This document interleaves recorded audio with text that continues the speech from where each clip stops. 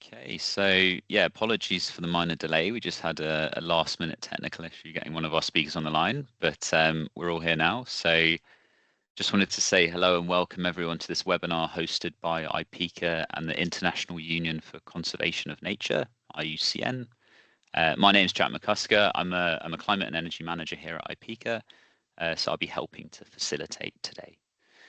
But yeah, we're here today to provide an overview of the recently launched Ipieca-IUCN co-use compendium, which explores different co-use opportunities in solar and wind energy projects, and serves as a practical resource for energy sector professionals. We'll also have a virtual stakeholder panel featuring Dan Dallas. He's the Director of Sustainable Landscapes at the Energy Resources Center at the University of Illinois, Chicago, and also Sarah Moser, who is a co-use specialist, both of whom provided valuable input in developing this compendium. And then following the panel session from there, we'll start answering some of the questions that you guys are submitting as well. Okay, just before we start, just some quick housekeeping. So this session's being run on Microsoft Teams webinar. So it's largely similar to a standard Teams call, but just in terms of submitting questions, so please do this via the Q&A function that you should be able to see on the top banner of your screens. For all other inquiries, please feel free to submit those in the chat box. And then, we'll also be sending a recording and slides shortly. Just one final reminder, if you do use external AI-powered tools, then please do just deactivate those when you're attending these events. Thank you. Okay, just sort to say a quick few words about Ipieca for those of you who aren't familiar. So we're a global non-lobby oil and gas association dedicated to advancing environmental and social performance across energy transition. We were formed just over 50 years ago, back in 1974, at the request of UNEP, to be the main channel of communication between the UN and the industry. We're member-led, so all our members get a real chance to sort of direct and govern all of the work that we do, and we also cover the full oil and gas value chain. Here you can see sort of the three key pillars that we cover at Ipieca. So very active groups and task forces across all of those. But within climate, generally there we're helping the industry make a contribution to a net zero future. Within nature, we're looking to better manage the industry's impacts on the natural environment. And then within people, there's a strong focus on improving social performance throughout the industry. And we action all of this through developing and sharing best practice and guidance. So the co-use compendium that we're here today to talk through is a great example of this. We also have a strong focus on convening industry members to learn from one another through peer learnings and workshops, and then also lots of engagement and with external stakeholders such as IUCN, just to exchange expertise and learnings too. This is just my last slide. So this is on Ipieca's Alternative Energy Task Force. So this is our group of members that delivers all of our work on alternative energy, established back in 2021. So a fairly new group.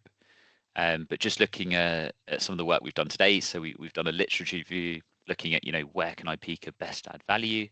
We've also mapped all of Ipieca's existing guidance to alternative energy technologies. So there's a lot of transferable guidance there.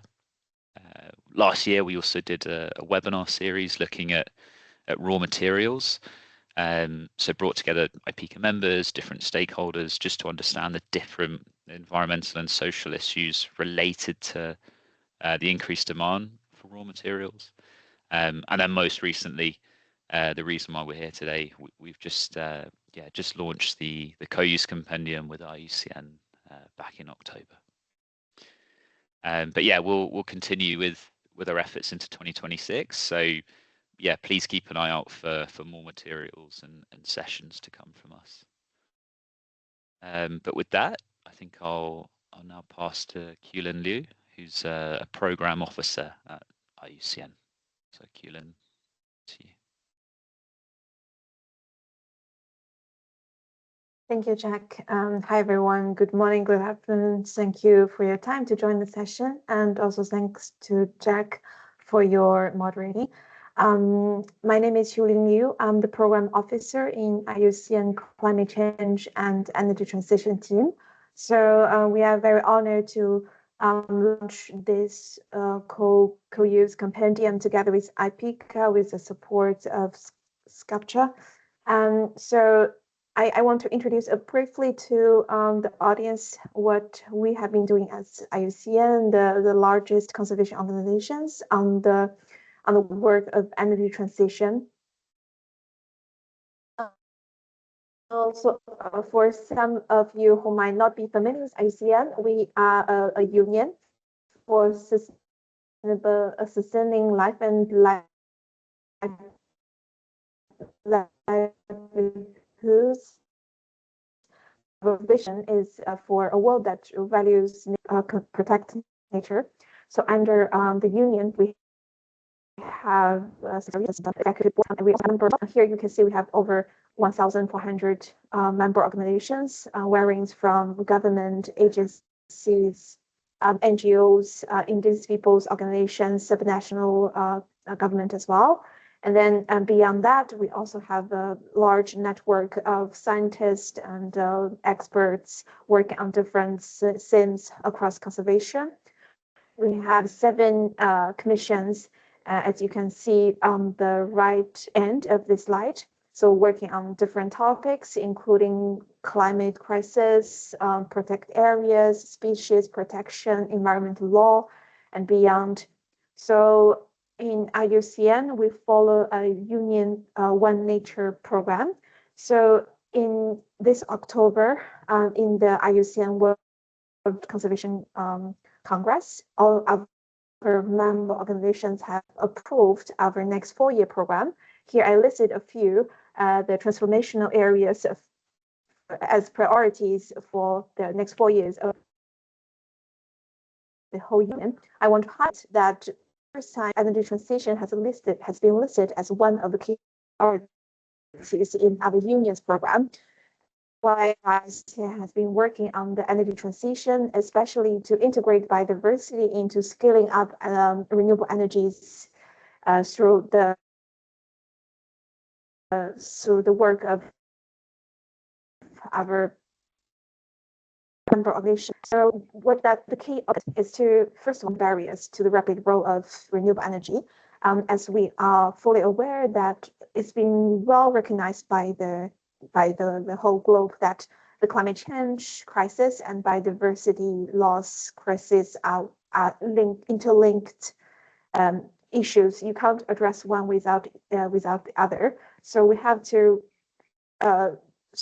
tackle these challenges together.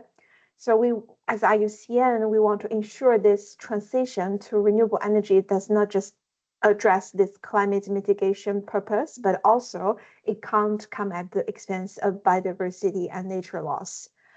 So in IUCN, we have been dedicated ourselves to integrate the biodiversity and conservation consideration in different renewable projects, including solar, offshore wind, and some others.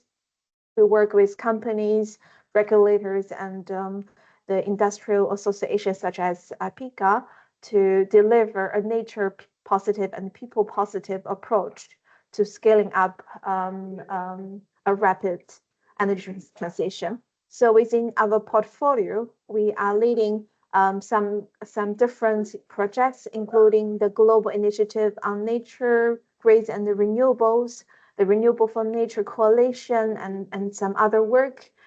So you can find more on our website. And on the basis of this, we have developed different types of guidance, technical notes, and to guide the industry to achieve their decarbonization targets in the project and beyond. So here I want to share a little bit more on the publication we just launched by the end of last year, and also one is delivered in January this year. So it's focusing on the cumulative impact assessment for solar and wind project and the associated infrastructures. So these are all delivered or co-developed with our member organizations and the energy companies. So beyond this, we also develop these co-use opportunities together with Ipieca to identify the opportunities for wind and solar projects, how to enhance and enhance not just the biodiversity and nature benefits, but also the benefits for the local communities. So I won't elaborate more on the other initiative, but I'm happy to share the slides with the audience if you are interested. And I'm looking forward to our panel discussion. Back to you, Jack. Yeah, thanks, Keelan. Yeah, so I think with that, we're now ready to hand over to Marie. So Marie. Good afternoon, morning, wherever you are in the world. Welcome, and it's my pleasure. Thank you, Jack and Celine, to have me on this call. And I'm going to take the next 10 to 15 minutes to just give you a bit of an overview and an outline of the compendium, the co-use compendium, and what we are covering, what is the objective, and what is the scope of it. So as we discuss, the compendium was a collaborative initiative between Ipieca and IUCN, and as a Sculpture, we collaborated in the drafting on it. And the ambition and rationale of the compendium was really to provide initial guidance and initial insight for energy professional or professional in the energy sector to start strategic thinking around co-use as you are exploring co-use and as you also wanted to develop and to go a bit further in developing co-use opportunities that maximize the project's social, environmental, and economic value and benefit. So it was really an initial kind of well-rounded compendium to help you think through it and to help you also have quite an integrated approach on the different element for you to consider. In terms of the way that we went about it, and I think that that's quite important for you, we went on a full-on literature review, looking at the best practice guidance that we could find at the time, what were emerging, what were some of the insights.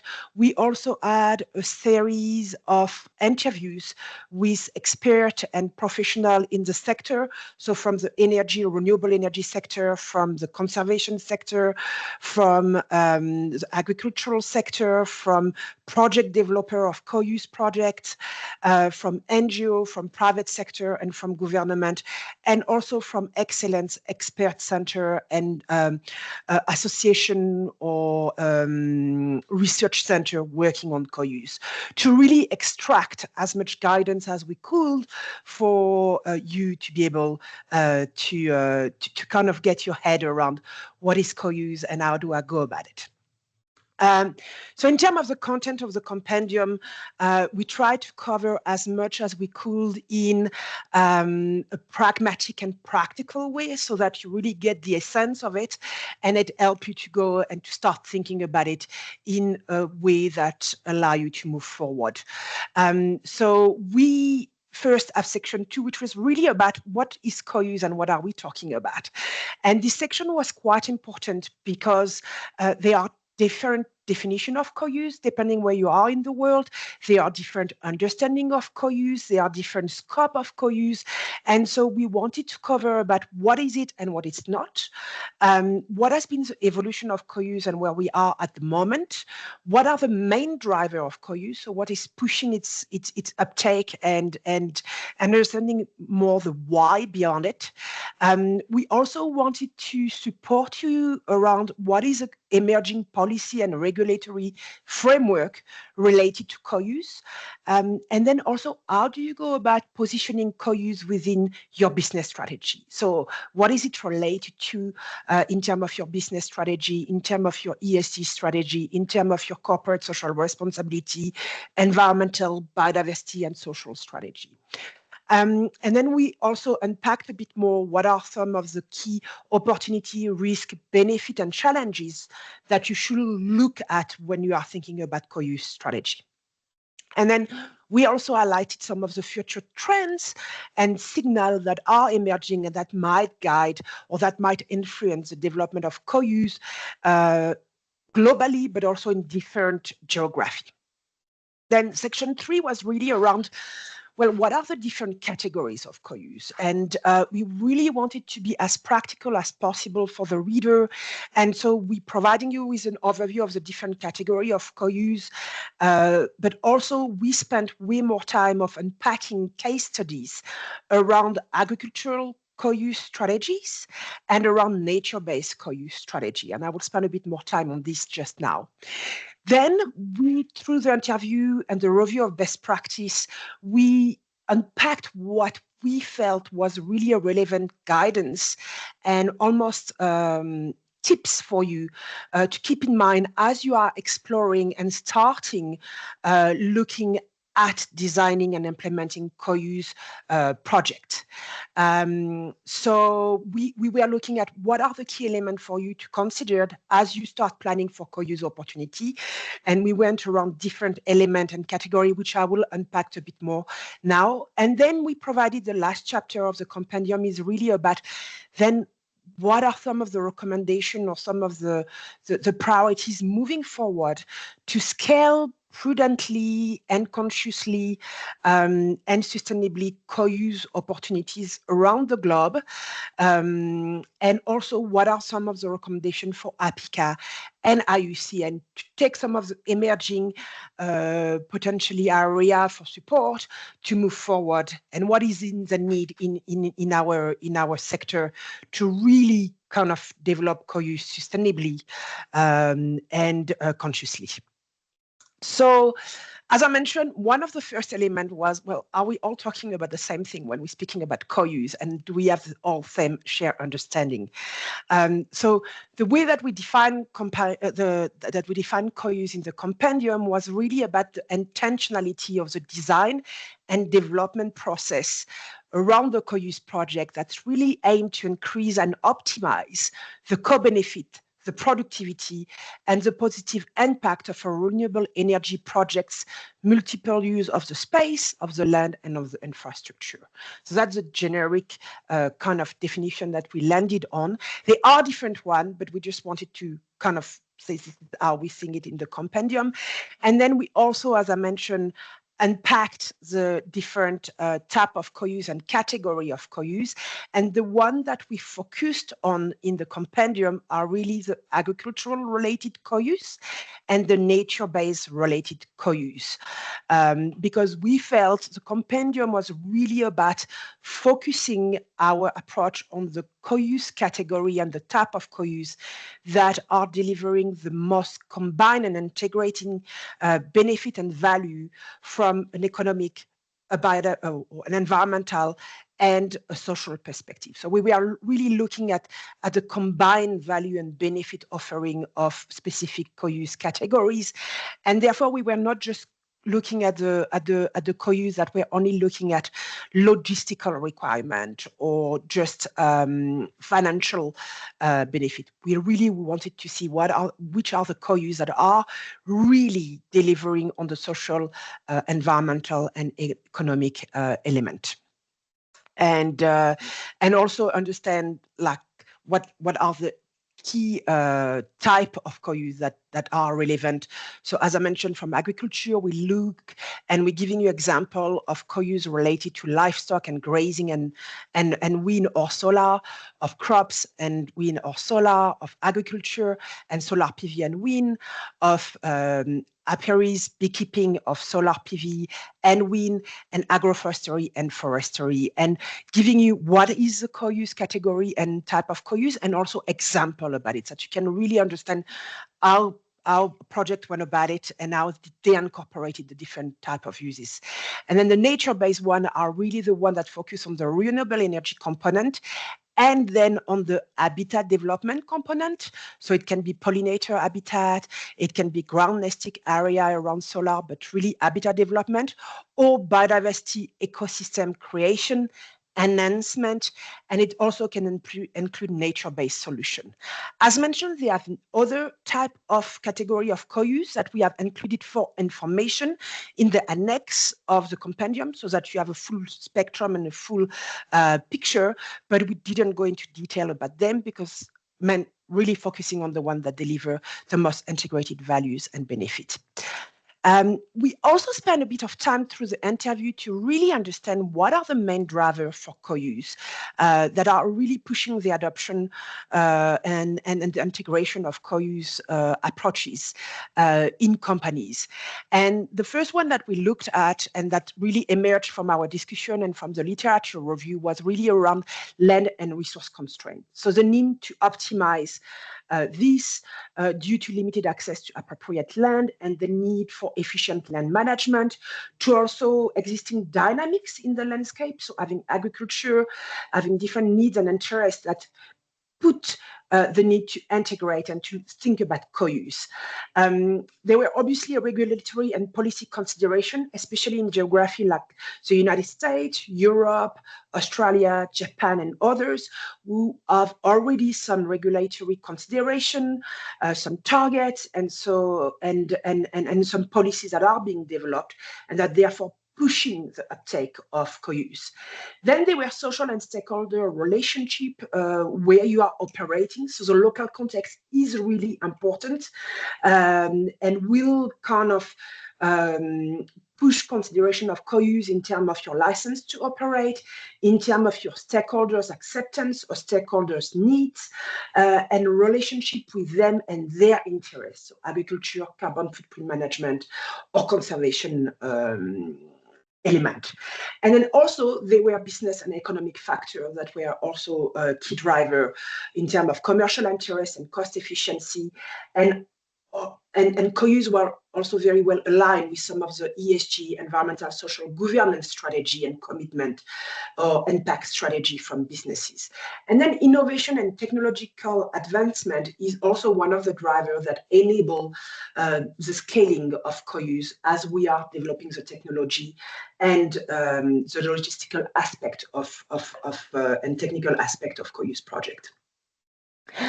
One of the elements that was also important is how do you ensure or what do you have to consider to align co-use and your business strategy? And how does that make sense? Because co-use might not make sense for everyone.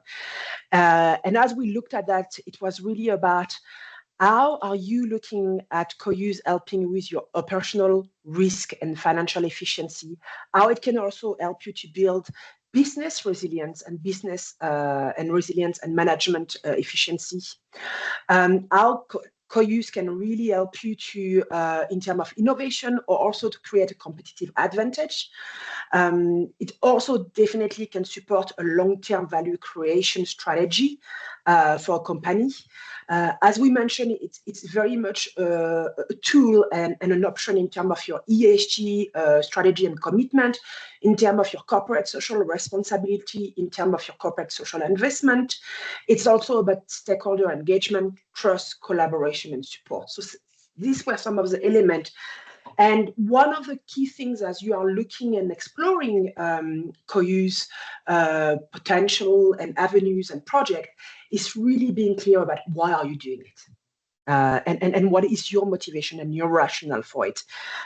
Because it will make way more sense as it is purpose-driven for you to make the right choice and to understand how you're going to go about it. And so the intentionality becomes quite important right from the beginning.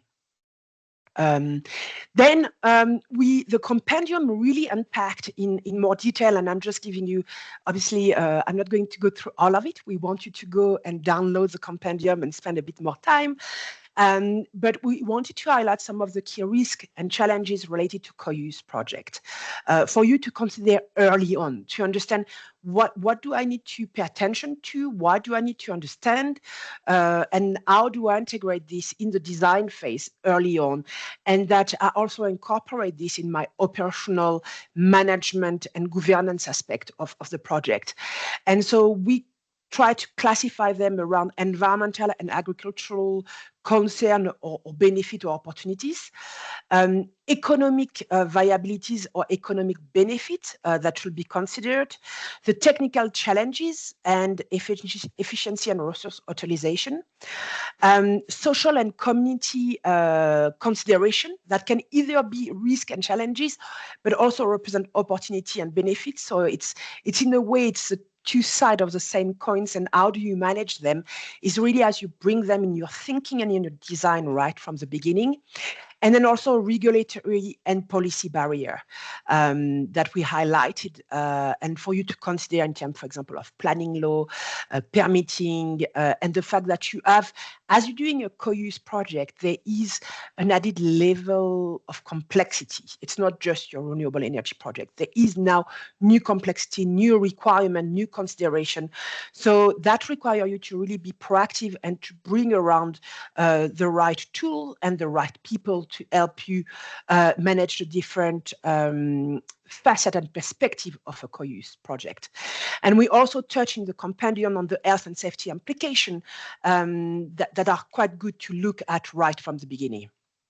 One of the elements of the compendium, as I mentioned, is to provide you with really a comprehensive case study where we look at the different type of co-use, the different type of energy, renewable energy.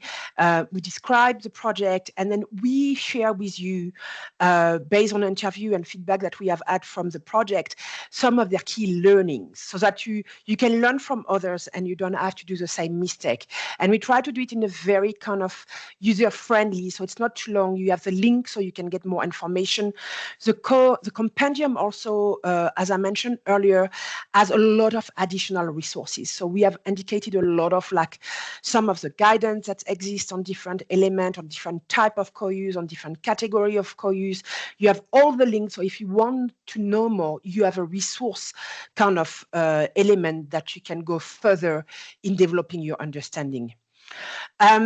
As I mentioned, we really want to extract some of the key guidance for you to keep in mind as you're looking at co-use. And so there's a whole chapter in the compendium that is unpacking some of the things for you to try to bring proactively in the design. And the first one is learning from what has already been done. You're not the first one that will be looking at co-use, so how do you bring that early on? How do you learn from others? It's also understanding what's happening in your landscape and in your system, and how is it going to impact your project, and how do you bring this in your thinking. It's also working with your stakeholders around the co-use and co-creating with them and engaging them in co-identifying and developing the co-use opportunities. So stakeholder engagement is really strong, and it's really a co-creation process. It's also bringing and integrating an inclusive design and an integrated approach to your design and planning, because as I mentioned, there are many dimensions and new dimensions for you if you're coming just from the traditional renewable energy. Is how do you consider the all other dimension, either related to agriculture or to nature, that do not used to it. And there are different stakeholders also, and the definition of success change, and the indicators and the different technical parameters change. So integration and an integrated approach become really important. And that's why having the right team and expertise is really, really key. And I know our panelists will speak about this just now. And also have an agile mindset. A co-use project is not a straight line, as many projects, I know you know this, but it's be ready to slightly adapt, change changed your circumstances. You will see one of our case study, some of the company reflected to say, if you deal with nature and you deal with people, so things are going to change. You don't control. And there is a lot of humility that you need to have as a project developer. It's not just engineering. You're dealing with people, nature, and so you don't control everything. Monitoring, evaluation, and research, especially on impact, become really important. And we also provide quite comprehensive guidance around the costs and the financial management. And then the compendium spend time looking at what is going to be important moving forward if we want to scale responsibly, prudently, and sustainably co-use. And for that is spending a bit more time to really have a collective agreement on the definition and the scope of co-use, making sure that we have better data and information around the development, management, and sharing of this data, but also that we able to demonstrate the impact so that it's evidence-based, that co-use is a right approach and it's delivering the benefit and values that it is aim to deliver. It's to raise awareness about it because there are some part of the world that are not aware of co-use. So there is quite a global incentive to really have more of this webinar that we are having now and creating awareness, networking, knowledge development, and market insight around co-use that we share, and there is peer learning between the people in the industry. We need innovative investment and de-risking to really support the financial equation around co-use projects. And we also need capacity development of regulatory authorities and more research and development. So I went through this quite quickly because I'm conscious of time and I really want to make sure we have time with the panelists. So that's what we're covering with the guide. And to go a bit further, as mentioned by Jack, we have Sarah Mosser, who is the Chief Growth Officer at SGP Bioenergy, who is joining us. And thank you, Sarah, for being here. And you were also one of the key persons who we interviewed during the process of developing the compendium. And we also have Dan Salas, Director of Sustainable Landscape Energy Resources Center at the University of Illinois, Chicago. Sarah and Dan, lovely to have you with us, and I just want to make sure that you have your camera on, and thank you so much for being here and sharing your time and your insight. And the first thing that I wanted to ask you, and I know we don't have a lot of time, but that question of the business case. How do we consolidate the business case for co-use? What is important for people on this call to consider as they are starting thinking about co-use for their company? What will be the one or two things for them to consider around the business case? So, Sarah, would you like to go first? Oh, wow. Hello, everybody. That's a big question to start out with. And as I look through the names of the people that are on the webinar right now, I realize that a lot of you are focused on the nature-based solutions, on the sustainability. And so, my big message is prioritization, it's making sustainability and co-use and agriculture a priority. And you notice we don't have our VP of EPC or our engineering guys or even our presidents and our CEOs on these types of meetings. They're not listening to it. They're not prioritizing it. So we have to take it to them and sell it to them. And that's where I think the business strategy comes in, because we have to understand what their priority is. If your president changes and he's solely focused on renewable energy or sustainability, right on, but then it changes to another guy and he's talking about money, and it changes to another guy and he's talking about policy and regulation, or he's talking about speed of deployment. So the first step is really figuring out what will move the dial, what conversation. And that's what I love about the compendium is you touched 5 different topics in there that now we can go into it and find that chapter and realize, okay, this is the point we need to hit home with our leadership so that they start talking the language that we've all been talking for years. And so I would say that's probably the biggest strategy, is like peeling it back and figuring out, how do I talk to the decision makers? What do I need to take to them? Because co-use is a huge, it covers so many different facets, and it's so robust that we do need to be intentional, and we just need to find that one way to get our foot in the door and say, hey, projects don't get permitted if you don't do this.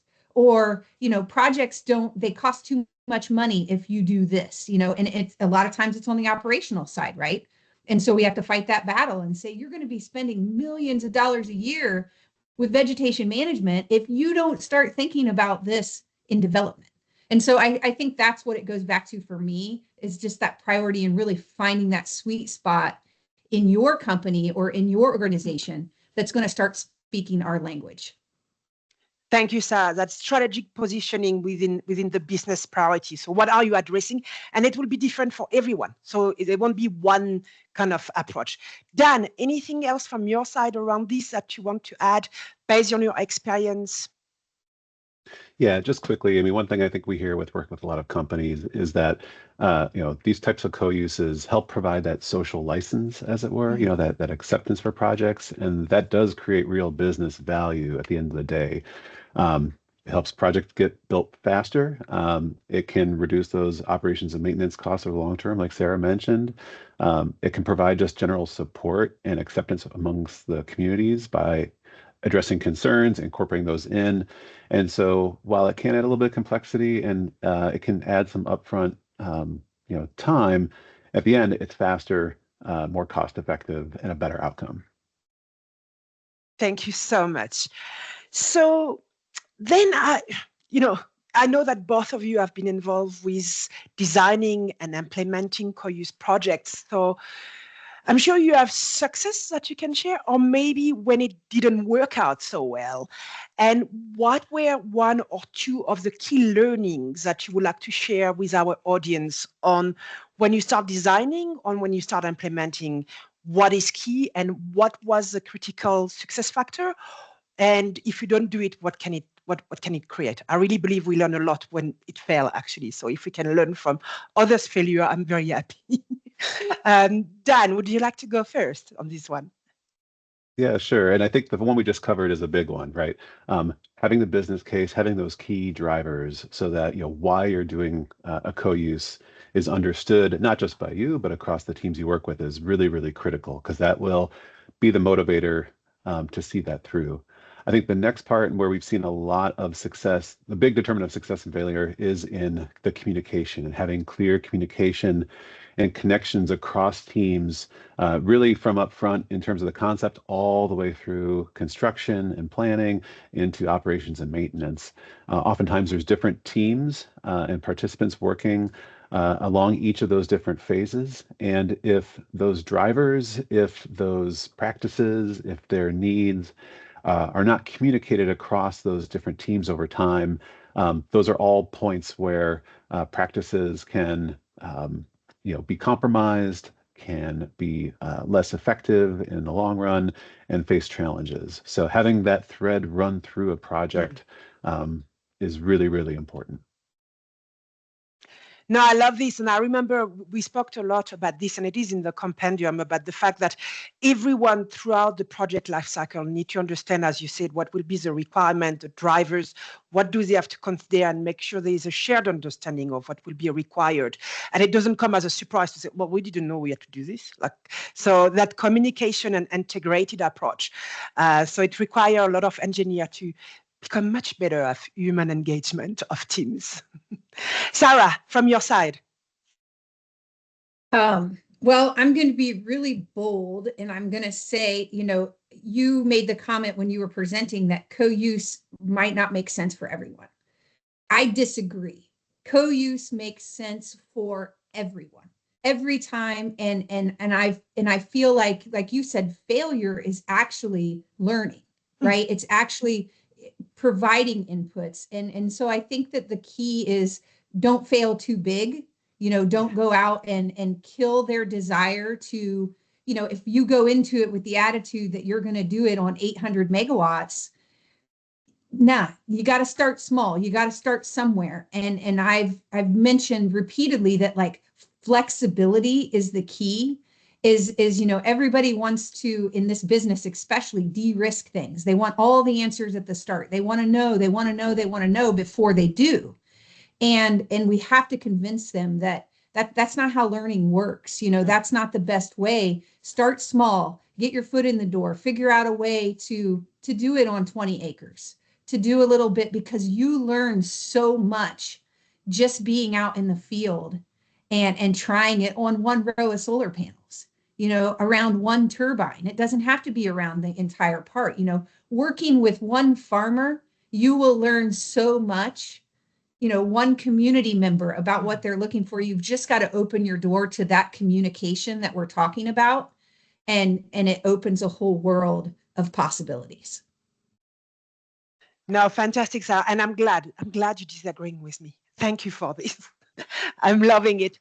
And as you say, and I think that's what we realize in our field of sustainable development is rather start, as you say, start small, but the learning enables you to really design the approach that fit the local circumstances, your appetite. And it's going back to what we were talking earlier, is the moment you understand why you're doing it, and there will be different elements, it then allows you to also take a much more flexible and a much more transformative approach on how you're implementing a project.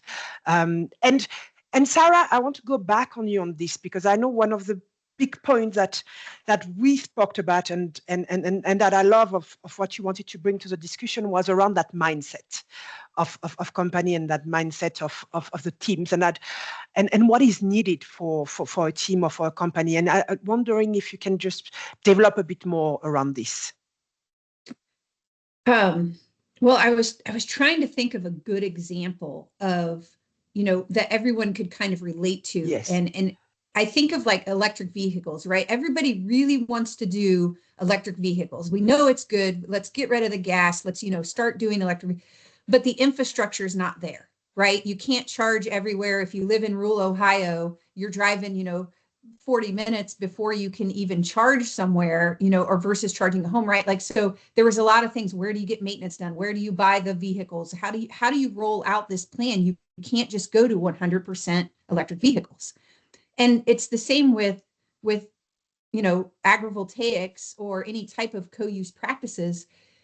Something I found in the big organization that I was working with is like, we didn't know who to go to with the idea. We didn't know who to talk to. Was it under sustainability? Was it under nature-based solutions? Was it under, agrivoltaics? Was it under health and safety? Was it under ESG? Where did it go in the company? And so I think organizational development and leadership and structure, like putting a place inside your company that is going to catch, these questions, that's going to find these compendiums and bring them to your bosses, that's going to really focus on what we need to get done, right? And I think that that's a starting place, is hire some farmers, hire some, specialists in this, hire Dan, hire people like that have been there, that have done it. And you're going to butt heads a little bit, because we are changing, the traditional structure, because now we have people that specialize in this. We have people that have experienced it, that have studied it, that have researched it. So put them in on your chief grow officer, your chief, Yes. make positions like that, where you're going to have somebody that pushes the envelope and brings up that bold question of, wait a minute, what about the land? Wait a minute, what about the community? And we've seen it done with marketing. We've seen it done with policy. We have to bring those roles in, and we have to really start talking about, how do we get it done? Somebody has to be focused on it in that C-suite level, saying that this is a priority. Just like our IUCN union is saying, this is a priority, right? Across the globe, we need to be doing that in our businesses and in our corporations as well. No, thank you for sharing this, Sarah. And that's something that came from a lot of the interviews that we did, that in a way, it did change the corporate culture of company, that because it brought different expertise that they never had, from agriculture, from conservation, and the diversity of you changed the definition of a success of a project also. Dan, I just want to let's speak money, because that's one of the elements that everyone wants to know is, am I going to, is it, what is my return on investment? What do I need to consider? And so just not going, we don't have a lot of time, but what is the two things that you would like our audience to keep in mind when they think about the financial and investment side? Yeah, certainly. I know this can be a stumbling block for a lot of companies considering co-uses. They think, oh, it's going to be more expensive, it's going to require more time. And I think focusing on that isn't necessarily helpful. I would say rather focus on, thinking about the avoided risks and the costs that are saved, right? So even though it might seem up front like there's some additional costs doing different co-uses because of seed mixes or agricultural infrastructure, things like that, you're avoiding risks of conflicts, per se with communities or regulators, and that can move a project more quickly to construction, which create more revenue in the long run. So think about those avoided risks is, I think, one aspect that's really, really helpful to consider. Second is the cost saved. Like Sarah mentioned, co-uses are suitable everywhere. I think it's what type and how do you do it that really is where the interesting conversations can be had.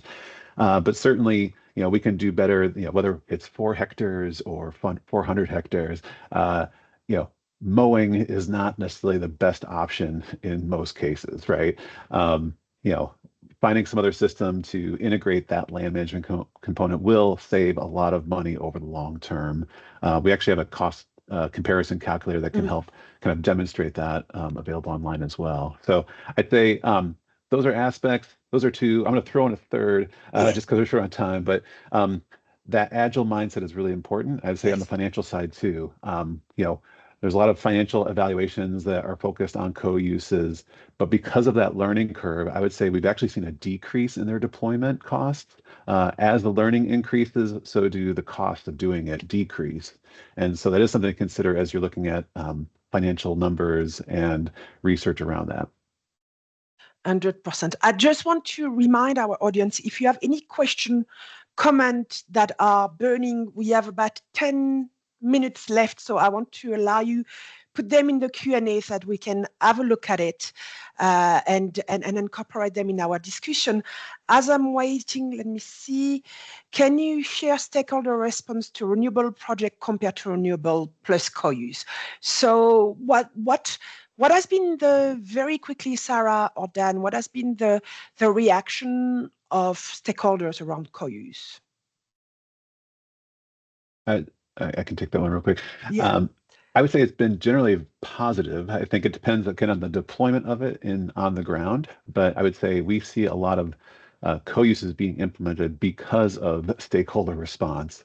So, the idea of just creating essentially a power plant in their backyard where there's a bunch of mowing happening, or graveling of a site, isn't really an aesthetic or visual or ideal land use that a lot of people have in surrounding communities around co-use facilities of whether it's wind or solar. And so incorporating these nature-based solutions, or other uses can also, build that acceptance. And generally, if that's done with forethought and planning, it can be done well. And that generally has a really positive response.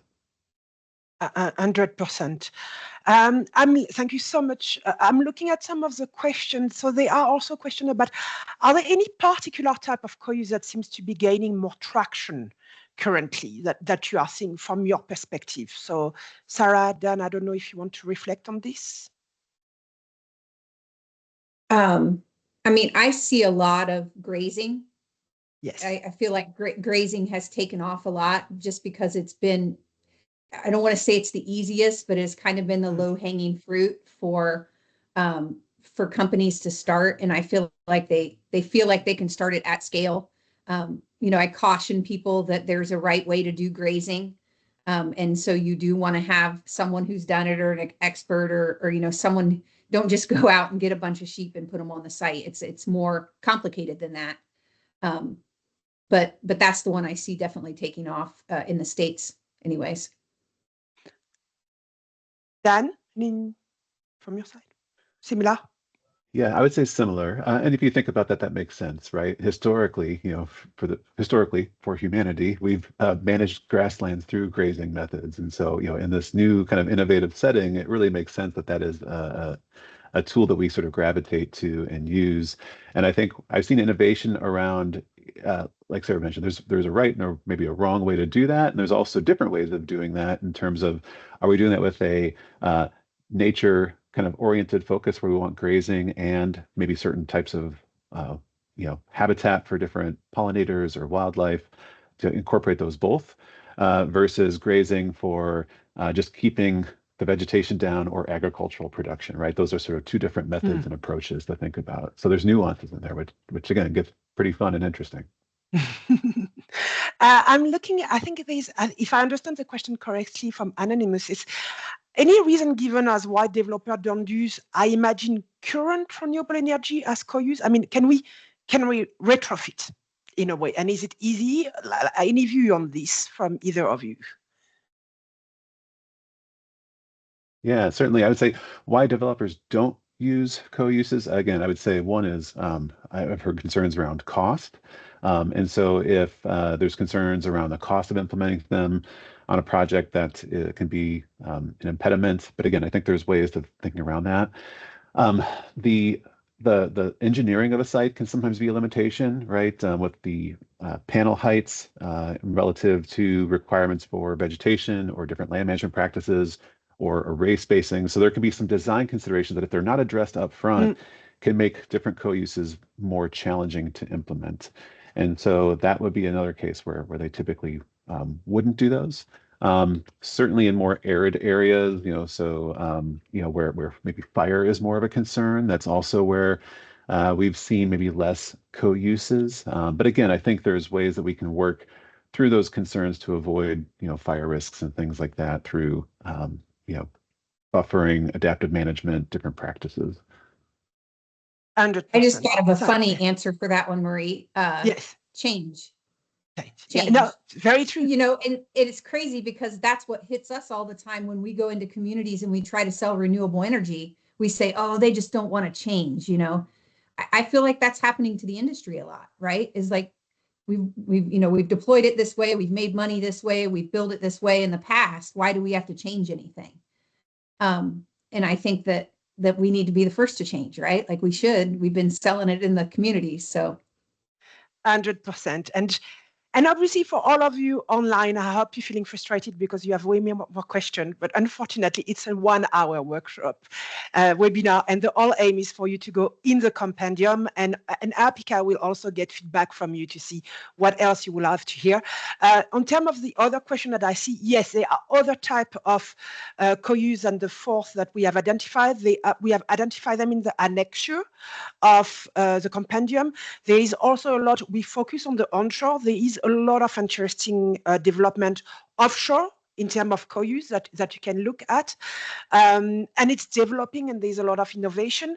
Maddie, I saw that Shulin has replied to your answer around the difference between nature-based design, which is using nature to design infrastructure, that nature-based solution is using nature to address some of our societal challenges.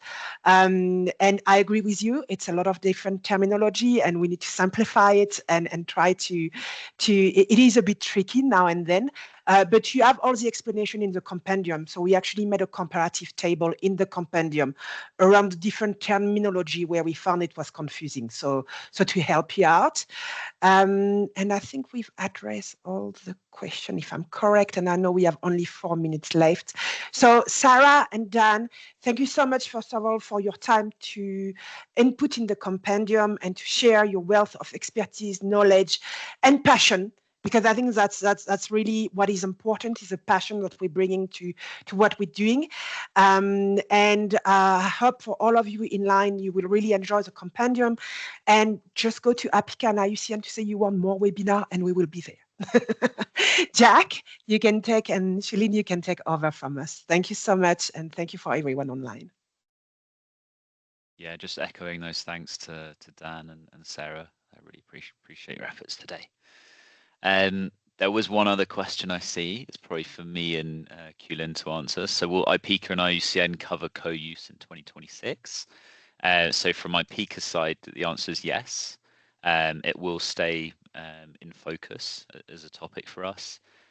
Just because we've launched the co-use compendium doesn't mean the work stops there. So, you know, we're still going to make efforts to, you know, make the case for co-use. We're considering further workshops and webinars, things like that. I think one idea that we've heard is maybe exploring regional differences and having more of a company-led approach. So getting sort of regional case studies as well, just to see if there's any, you know, different challenges or opportunities around the world. We'll continue to promote the compendium as well, and obviously we'll stay connected with partners such as IUCN, just to make sure we're joined up and complementing one another. But Kulin, maybe I'll let you share a few words as well. Thank you, Jack. I think I echo what you and Mary have just said. So in 2026 and beyond, so we'll continue this work. And I also want to address some of the questions. So the case studies we listed in this publication is only a small portion of the selections of best practices.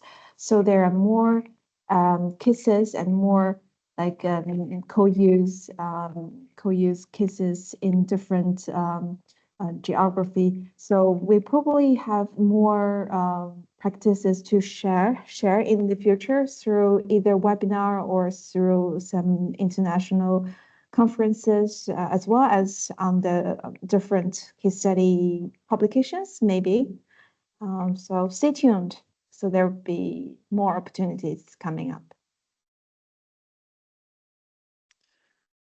Thanks, Kulin.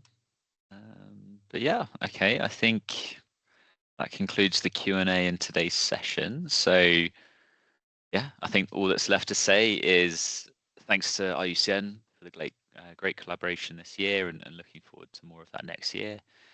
To Marie, Dan, and Sarah, just for your time today and all of your time and effort in developing the compendium as well.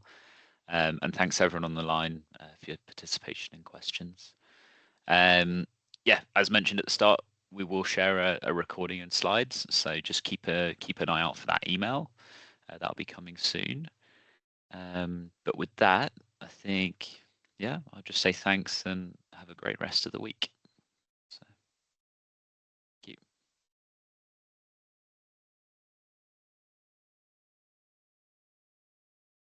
Thank you, everyone.